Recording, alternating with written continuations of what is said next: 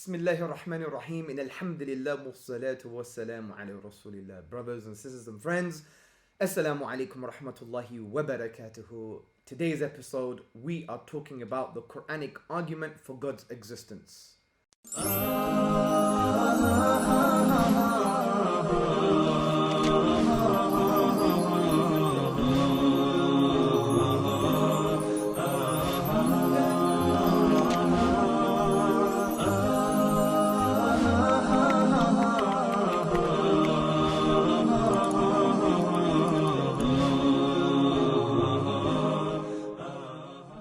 Yes, the Qur'an, brothers and sisters and friends, talks about the existence of Allah subhanahu wa ta'ala.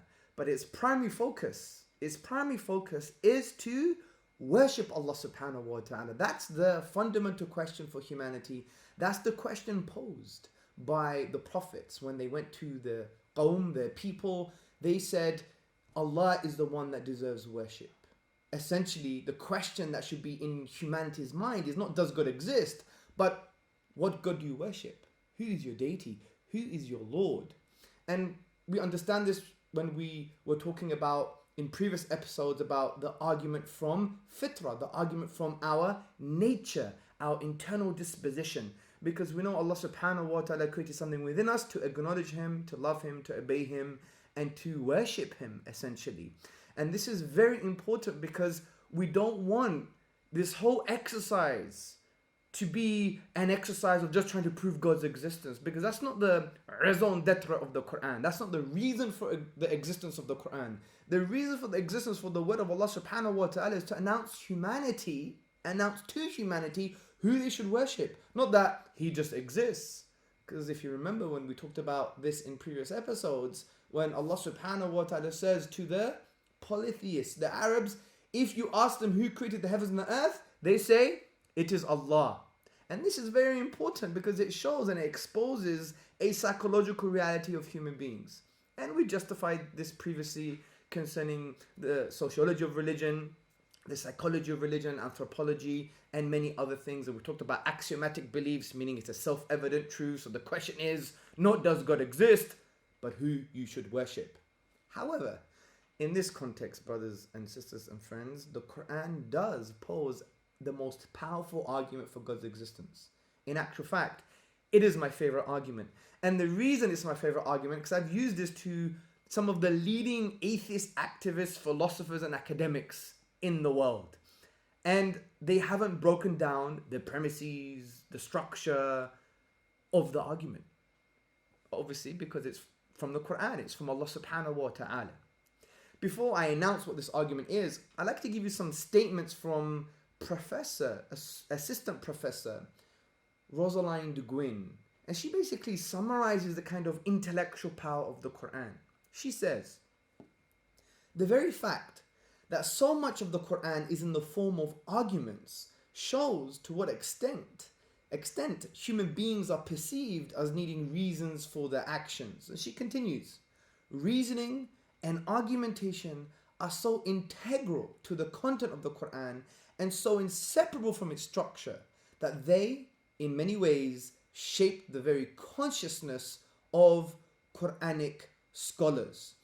And also we have to understand that talking about God's existence is not necessarily an issue in Islamic theology. Yes, we assume the natural, we assume the self-evident, which is Allah does exist.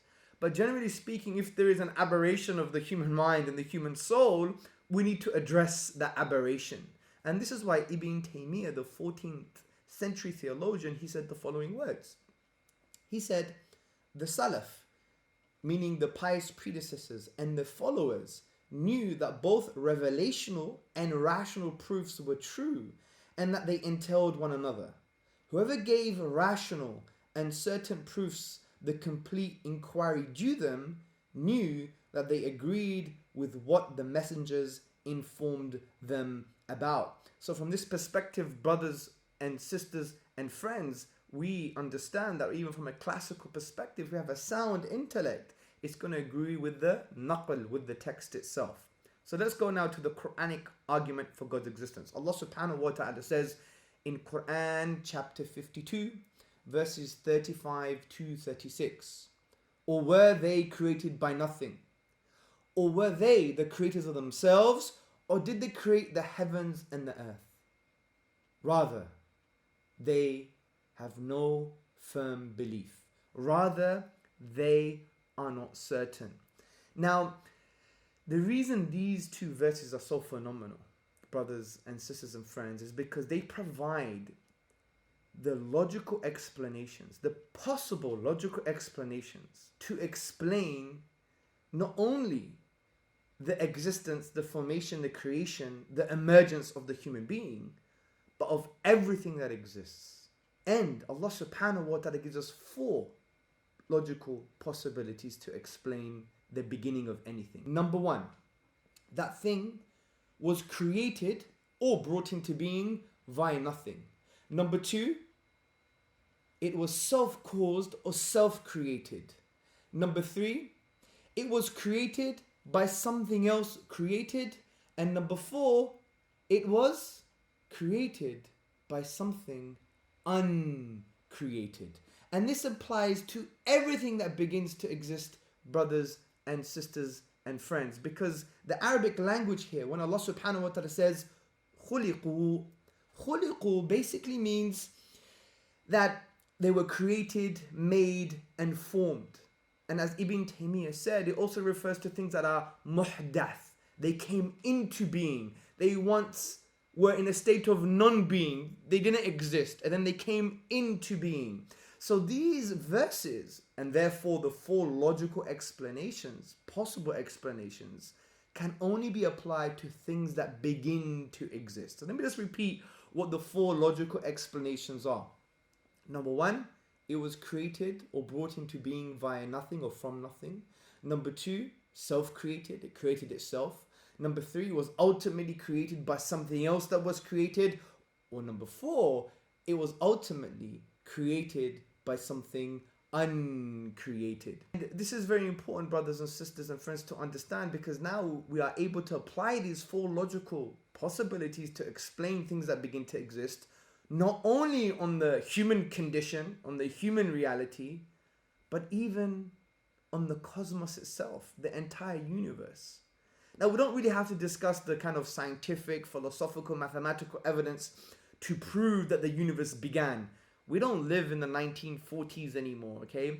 We actually do believe that the universe began. We don't believe in the kind of steady state theory. And by the way, this is your homework. You go out there and read books and find out evidence to why we believe as human beings in the 21st century that the universe began. It has a spatio-temporal boundary. It's like an object. It began, it came into being. So do your homework from that perspective. So since we know that the universe began to exist, then we can apply the 4 logical possibilities. Did the universe come from or via nothing? Did the universe create itself? Was the universe ultimately created by something else that was created? Or was the universe created by something that was uncreated? So from this perspective, brothers and sisters and friends, let's talk about these logical possibilities together. The first point we need to talk about is, did the universe come from nothing? Well, this is absurd. It's crazy. It doesn't make sense. Let me just put this into simple terms for you. If I had some nothing and added a little bit more nothing, and then sprinkled some nothing and put some more nothing into that nothing, what am I going to get? Nothing. Because nothing plus nothing plus nothing plus nothing, you're going to get exactly nothing. You can even see this mathematically. 0 plus 0 plus 0 plus 0 plus 0 is equal to, you got it, 0. So from this perspective, we start with absolutely nothing. And by the way, definitions are very important. What we mean by nothing is the absence of the thing in question, which is the universe, or the absence of anything. And this is very important, okay? So from this perspective, when you have nothing and you add more nothing, all you're going to get is nothing. In order from nothing, you must have something. Something has to be added onto that, right? And that's extremely important for us to understand. And it is no wonder P.J. Zwart, in his publication about time, he says if there is anything we can find inconceivable, it is that something could arise from nothing. And what's interesting, that we even have our classical scholars like Al-Khattabi, that's his name I believe, Al-Khattabi. He said, or were they brought into being without a creator? That could not happen, because the creation must inevitably be connected to the creator. There has to have been a creator. If they deny the divine creator, but they could not have come into being without a creator creating them, then did they create themselves? So you can see this classical scholar is trying to explain the verses of the Qur'an and applying it to the concept of creation, the concept of Allah subhanahu wa ta'ala. Now let's stick to this topic of nothing, because you have some atheists and some agnostics saying, hold on a minute, Mr. Hamza Zodzis, there is an issue here, because things do come from nothing. You have something called the quantum vacuum, which is nothing, right? And you have these subatomic particles appearing from this nothingness. Therefore, you're wrong. If that can happen, then the universe would come from nothing. But hold on a second, brothers and sisters and friends. We know this is wrong.